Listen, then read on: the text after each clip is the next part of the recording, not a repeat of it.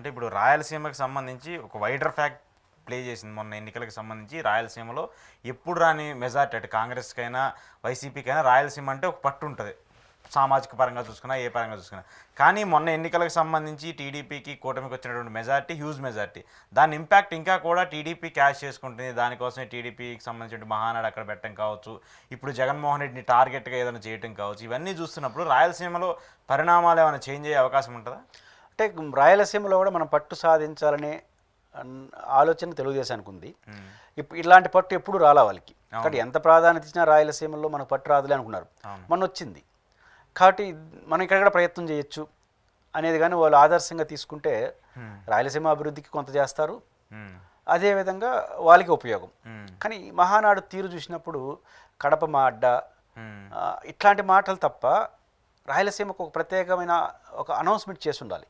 ఇది చేస్తాం మహానాడు ఆడు జరుపుతున్నారు కాబట్టి కడప అనేది జగన్మోహన్ రెడ్డి గారి జిల్లానే కాదు, రాయలసీమ మొత్తానికి సెంటర్ పాయింట్. ఖచ్చితంగా ఒక మంచి అనౌన్స్మెంట్ ప్రజలందరినీ ఆకర్షించే విధంగా, రాయలసీమకు ఉపయోగపడేట్టుగా ఒక మంచి అనౌన్స్మెంట్ చేస్తారని నేను కూడా ఆశించాను. ముఖ్యంగా లోకేష్ గారు యోగాలం పాదయాత్రలో కడపలో కూర్చొని ఒక డిక్లరేషన్ కూడా చేశారు, వాళ్ళు మేనిఫెస్టోలాగా రాయలసీమకి ఏం చేస్తామని. దాన్ని నేను ప్రస్తావించుండి ఆ రోజు చెప్పాను, ఈ 4 ఏళ్ళు ఇది చేయబోతాం అనౌన్స్మెంట్ అన్న. జరుగుతుందో జరగదో వేరే సంగతి. చేస్తుంటే వాళ్ళ ఆలోచన ముందుకెళ్ళేది. కాకపోతే ఒకటి నాకు పాజిటివ్ కనపడింది ఏంటంటే, ఈ కడప ఎవరి అడ్డా కాదు మనందరి అడ్డా అని మాట్లాడింది మాధవలత గారు ఎమ్మెల్యే. నిజానికి దాన్ని నేను స్వాగతిస్తున్నాను. ఇంతవరకు కడప అనేది ఏమంటారు, అడ్డాలు అనేది పక్కన పెడితే పదాలు, మాది కూడా కడప. గతంలో అనేవాళ్ళు కాదు, ఇది కడప పంచాయతీ, పులివెందుల పంచాయతీ, రాజశేఖర రెడ్డి గారు జగన్ గారు ఇది దుర్మార్గం అనే దగ్గర నుంచి అలాంటి ప్రచారం చేసే పార్టీ మాది కూడా కడప అనడం అనేది మంచిది.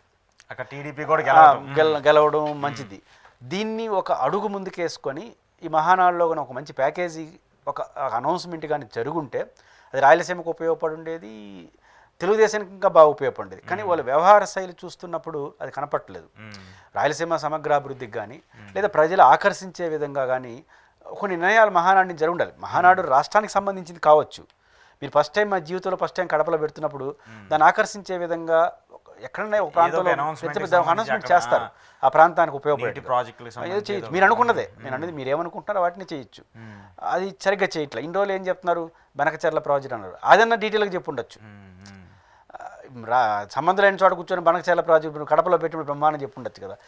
చూసినప్పుడు వాళ్ళు కడపలో వచ్చినటువంటి ఒక అడ్వాంటేజ్ని కడప మహాసభ కానీ ప్లాన్ చేసుకొని ఉంటే ఇంకొక అడుగు ముందుకేసి ఉండాల్సింది.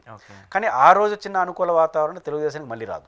కారణం ఏంటంటే ఆ రోజు మల్టిపుల్ ఫ్యాక్టర్స్, రాష్ట్ర వ్యాప్తంగా వచ్చిన వ్యతిరేకత, ఎక్కువగా జగన్ గారు ఓడిపోవడానికి ఇంట్లో వచ్చిన సమస్య. ఇంట్లో అంటే మన సరిబులా గారు కాదు, వైఎస్ఆర్సీపీ శ్రేణుల్లోనే ఒక నిర్లిప్తత, ఒక వ్యతిరేకత. ఎందుకంటే వైసీపీలో రెడ్డి కమ్యూనిటీ ఒక కీ రోల్ పోషిస్తుంది, రాజకీయాల్లో కూడా వాళ్ళు కీ రోల్ ఉంటాయి. నెల్లూరు రాయలసీమ వరకు, వాళ్ళు పల్నాడు వరకు వాళ్ళు మమ్మల్ని నిర్లక్ష్యం చేశారని అనుకుంటున్నారు. వాళ్ళు ఎంత నిర్లక్ష్యం చేశాడో వేరే సంగతి. మళ్ళీ పోస్టులన్నీ పైన వాళ్ళే ఉంటాయి, మళ్ళీ రెడ్డిలో అంతా అసంతృప్తి. కాబట్టి ఎవరైతే 10 ఓట్లు వేయిస్తారనే పేరుందో వాళ్ళని దూరం కాదు, కానీ వాళ్ళు నిర్లక్ష్యం చేశారు. వాళ్ళు సైలెంట్ అయిపోయారు, వ్యతిరేకంగా పనిచేసారు. సైలెంట్ అయిపోతే ఒక్కొక్కరు 10 ఓట్లు అయిపోయినాయి. ఇప్పుడైతే అటు ఉండరుగా, పవర్ పోయిన తర్వాత కొంచెం ఏదో మనం ఉంటే బాగుంటుంది. కాబట్టి ఇట్లాంటి సానుకూల వాతావరణం అక్కడ జగన్కి పెరుగుతూ ఉంటే మనం దాన్ని కొంచెం పెంచే విధంగా ప్రవర్తించకూడదు. కాబట్టి ఆ విషయంలో తెలుగుదేశం పార్టీ వ్యూహాత్మకంగా వెళ్ళలేదేమో అనిపిస్తుంది. ఓకే, కానీ మహానాడుకి సంబంధించి టీడీపీ పార్టీనో వాళ్ళ నిర్ణయాలకు సంబంధించో లేదంటే వాళ్ళ క్యాడర్కి సంబంధించి ఎక్కువగా మాట్లాడాలి. కానీ అక్కడ కూడా మళ్ళీ జగన్మోహన్ రెడ్డికి సంబంధించి తల్లిని చెల్లిని విడదీశాడు, లేదంటే ఇక బాబాయిని హత్య చేయించాడు, ఇలాంటి సంఘటనలు ఎక్కువగా మనం వింటూ ఉన్నాం. అక్కడ కూడా జగన్కి సంబంధించినటువంటి వ్యవహారం చాలా పెద్ద ఎత్తున మాట్లాడుతున్నారు అందరూ. చిన్న నాయకుడి నుంచి దగ్గర నుంచి ప్రారంభిస్తే చంద్రబాబు నాయుడు వరకు కూడా అందరూ కూడా ఇవే మాట్లాడుతున్నారు. సో వాళ్ళ సభలో జగన్మోహన్ రెడ్డికి సంబంధించిన వ్యవహారాలు ఎందుకు అనేది కూడా ఒక చర్చ జరుగుతుంది. నిజానికి బహిరంగ సభలో ఇంకా ఎక్కువ మాట్లాడతారేమో అనుకున్నా, కొంత తగ్గింది, కొంత అర్థం చేసుకున్నారు. మనం జగన్నామ స్మరణ తగ్గిస్తే మనకు మంచిదని. అంటే జగన్ గారిని విమర్శించకూడదనే పాయింట్ కాదు, 24/7 జగన్మోహన్ని విమర్శించడం, పరస్పర విరుద్ధమైనటువంటి భావాలు ఒకేసారి పంపిస్తున్నారు. ఇప్పుడు ఏమంటారు, ఈసారి 11 వచ్చింది, ఈసారి అవి కూడా రావు. ఇప్పుడు చంద్రబాబు గారు చెప్పారు 7 సీట్లు లాస్ట్ టైం వచ్చింది, 10కి 10 గెలవాలి అన్నారు. అంటే మొత్తం గెలవాలని, ఇంకొన్ని పులివెందుల జగన్ గారు ఓడిపోవాలని ఆయన చెప్పాడు. తప్పేం లేదు, వాళ్ళు చెప్పచ్చు, ప్రయత్నం కూడా చేయొచ్చు. కాకపోతే ఇప్పుడు మీరు ఒక రకంగా ఆయన పని అయిపోయిందని నమ్ముతున్నారు, ఒక పక్క అయిపోయిందని నమ్ముతూ మళ్ళీ ఆయన ప్రమాదం అని చెప్పి మీరే మాట్లాడుతున్నారు.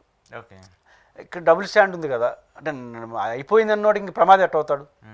కాబట్టి ఇంక ఆయన పట్టించుకోవద్దంటే ఆయన పని అయిపోయింది, ఇంక మన పాటికి మనం పోదాం, ఇంక ఆయన ప్రతిపక్షం కూడా ఉండలేడు, ఇంకేం భయపడాల్సిన అవసరం లేదు, మనం మొత్తం గెలవబోతున్నాం అని చెప్పేసి ముగిస్తే ఒక రకంగా ఉంటుంది. ఆ పాయింట్ ఒక పక్క చెప్తారు, ఇంకో పక్క జగన్ ప్రమాదం ఉంది అంటారు. దానివల్ల ఏమవుతుంది, వాళ్ళకి అనుమానం వస్తుంది, ఇంతకు ఏది కరెక్ట్, అది కరెక్ట్ ఇది కరెక్ట్ అని. కాబట్టి ప్రత్యర్థి గురించి ఎంత ఎక్కువ మాట్లాడితే అంత వాళ్ళకి నష్టం. నాట్ ఓన్లీ చంద్రబాబు నాయుడు గారు, వైసీపీ వాళ్ళు కూడా వైసీపీ వాళ్ళు మాట్లాడచ్చు, ఎందుకంటే ప్రతిపక్షం ఉన్నారు. ప్రతిపక్షంలో ఎవరు విమర్శించాలి, అధికారంలో ఉండే విమర్శించాలి. పవర్లో ఉండేప్పుడు విమర్శించడం వేరు, ఓడిపోయిన తర్వాత వాళ్ళు మళ్ళీ విమర్శిస్తే వాళ్ళకి ఏదో భయపడుతున్నారు కదా అనే మెసేజ్ వెళ్తుంది. ఆ రీత్యా చూసుకున్నప్పుడు జగన్నామస్మరణ తగ్గించుండాలి. జగన్నామస్మరణ పెంచాలన్నాడు. మీరు ఏం చెప్పచ్చు, ఉదాహరణ జగన్మోహన్ రెడ్డి గారు రాయలసీమలో నీటి ప్రాజెక్టులకి 10,000 కోట్లు మాత్రమే ఖర్చు పెట్టారు. ఇదిగో మేము రాయలసీమలో 20,000 కోట్లు ఖర్చు పెట్టబోతాం. రాయలసీమలో జగన్మోహన్ రెడ్డి గారు ఆ గండికోట రిజర్వాయర్ నిర్వహణ సమస్య కొంత పరిస్థితి ఇట్లా ఆయన చేసింది ఇది. ఆయనకన్నా మెరుగ్గా మేము గుండ్రేవాళ్ళు కట్టబోతున్నాం, సిద్ధేశ్వరం కట్టబోతున్నాం అంటే అట్లా చెప్తూ రాయలసీమకి జగన్ అన్యాయం చేసినాడు అంటే యాక్సెప్ట్ చేస్తారు. ఇప్పుడు రాయలసీమ మీకు 52కి 49 ఇచ్చారు జగన్కి, వీళ్ళకన్నా తక్కువ ఇచ్చారు, 45 ఇచ్చినారు. అంత ఇచ్చినా మీకు ఏం చేసినాడు, మాకు 45 ఇచ్చారు ఈసారి బాగా, మేము ఏం చేయబోతాం చూడు రాయలసీమకు, అట్లా జగన్ విమర్శించునుంటే మన గౌరవం మరింత పెరుగుతుంది. అలా కాకుండా జగన్ అలాంటోడు ఇలాంటోడు బాబాయ్ అవన్నీ అయిపోయినాయి. కాబట్టి జనం ముందు అయిపోయిన చర్చ, ఇక్కడ అయిపోయిందని తీసి మళ్ళీ ఇల్లు మాట్లాడితే ఇది కావాలని మాట్లాడుతున్నారు జగన్ అంటారు. కాబట్టి జగన్ని విమర్శించాలి, విమర్శించవచ్చు. ఏ పాయింట్లో విమర్శించాలంటే సమాజాన్ని ప్రభావితం చేసే అంశాలు విమర్శించాలి. జగన్మోహన్ రెడ్డి గారు రాయలసీమకు ఇది చేసినాడు, మేము ఇది చేయబోతున్నాం. జగన్మోహన్ రెడ్డి గారు జస్ట్ హైకోర్టు అన్నాడు, హైకోర్టు కాదు ఇంకా పెద్ద పెద్ద ఇన్స్టిట్యూషన్ తేబోతున్నాం, పరిశ్రమలు తీసుకొస్తాం, ఏదైనా సరే జగన్ గారు ఇంత చేస్తే మేము అంతగానే ఎక్కువ చేస్తున్నాం. కానీ కడప జిల్లా ప్రజలరా మీరు ఇప్పుడు జగన్మోహన్ రెడ్డి గారు ఏమంటారు సింపుల్గా, అసలు కుప్పం మున్సిపాలిటీ చేసింది మేము, కుప్పం రెవెన్యూ డివిజన్ చేసింది మేము, కుప్పంకి అందరినీ ఏది కరెక్ట్ అది పక్కన పెడదాం. ఆ రకంగా కుప్పంలో చంద్రబాబు కన్నా మేమే బెటర్ అని అడిగాడు. మీరేం చేయాలి, పులివెందులకు గండికోట నీళ్ళు తెస్తాం, పులివెందులకు మెడికల్ కాలేజ్ అని 50 సీట్లు ఇచ్చాడు, మేము 100 సీట్లు ఇస్తాం, ఇట్లా చెప్పి ఉన్న మెడికల్ కాలేజ్ అమ్మేస్తామని చెప్పినారు. కాబట్టి ఎప్పుడు కూడా ఆయన మీద కోపం రావాలంటే మీరు ఆయన్ని ఛాలెంజ్ చేసే విధంగా నిలబడాలి. అట్లాంటి ప్రకటనలు ఏమి మహానాల్లో కనపడలేదు. కనపడకపోగా ఆయన్ని వ్యక్తిగతంగా టార్గెట్ చేస్తే మాకు జగన్ ఉంటే బెటర్ కదా అని అభిప్రాయం వస్తుంది కదా. ఇప్పుడు రాజశేఖర రెడ్డి గారు ఒక రకంగా రాయలసీమకే కాదు ఒక సమాజానికి అయినా ఒక ఎమోషన్. రామారావు గారు ఎట్టయితే ఒక సమాజానికి ఎమోషనల్, దివంగతుల గురించి మాట్లాడితే వైఎస్ రాజశేఖర రెడ్డి గారు ఒక ఎమోషన్, అందులో కడప జిల్లా ప్రజలకు ఇంకా ఎమోషన్. అట్లాంటి రాజశేఖర రెడ్డి విగ్రహాలు చుట్టూ జెండాలు కట్టుకోవడం ఏం సాధిస్తారు, దాంట్లో చాలా నెగిటివ్ అయిపోయింది కదా. పులివెందులు అందులో కడితే ఎంత నెగిటివ్, ఆత్మాభిమానం దెబ్బతింటుంది కదా.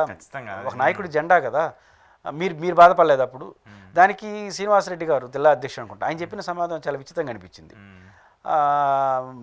నిజమే కొన్ని కట్టారు, తెలియకో కొంతమంది కట్టుండొచ్చు, మా నాయకులు చాలా దయాద్రోహంతో అవన్నీ తీసేయమని చెప్పినారు, దయాద్రోహం ఏంటంటే మీ బాధ్యత అంటూ ఒక కీలకమైన ప్రకటన చేసినారు.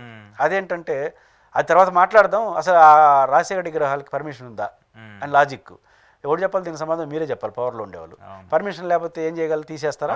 ఎన్టీఆర్ గారి విగ్రహాలకు ఈ రాష్ట్రంలో 99% విగ్రహాలు పర్మిషన్ లేదు, 99% ఎవరికి లేవు. మరి ఇట్లాంటి లాజిక్ చేయొచ్చు అంటే మిమ్మల్ని ఏం మెసేజ్ వెళ్ళింది అంటే చాలా దారుణంగా మాట్లాడుతున్నారు. రాజశేఖర విగ్రహాన్ని 7 విగ్రహాలు పర్మిషన్ ఉన్నాయి, అభిమానంతో ఎట్టబడితే పెట్టకూడదు కూడా. నిజానికి మీరు రివ్యూ చేసి తెలుసుకుంటే రాష్ట్రంలో కమిటీ వేసి అనుమతి లేని విగ్రహాలను తొలగించి ఇంకోచోట గౌరవ పెట్టి చేయండి చూద్దాం. అటు చేయకుండా ఎందుకు జెండాలు కట్టారంటే అనుమతి లేని విగ్రహాలు కట్టేస్తారా? ఇప్పుడు మీ పార్టీకి సంబంధించిన అనుమతి విగ్రహాలంతా వైసీపీకి జనాలు ఒప్పుకుంటారా? కాబట్టి ఇట్లాంటి ప్రకటనలు అనేది వాళ్ళ ఆత్మాభిమానాన్ని దెబ్బతిని ప్రజలు ఎమోషనల్గా కనెక్ట్ అవుతారు వైసీపీకి. కాబట్టి జగన్నామస్మరణ లేదా రాజశేఖర్ని విమర్శించడం ఇవన్నీ అంత మంచిది కాదు.